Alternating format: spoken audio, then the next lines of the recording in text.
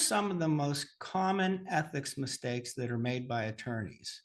One of the mistakes that we see most often in our practice is simply not communicating properly with the client, not keeping the client informed. Rule 1.4 of the Rules of Professional Conduct require you to keep your client reasonably informed of the status of the matter.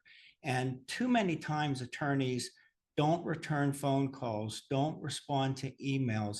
It's a very simple thing you can do to make sure you're not making that ethical mistake.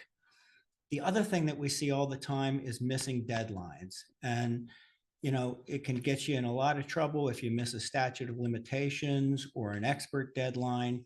And for me, the key is make sure you have a structured, systematic, and robust calendaring system with a backup if necessary.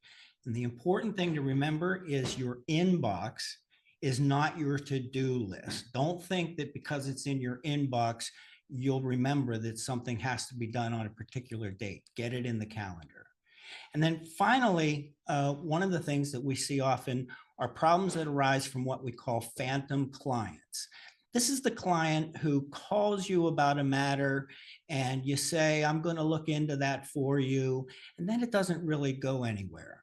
The problem with that is, although you might not believe that you represent that person may reasonably believe that at that point you are his or her attorney.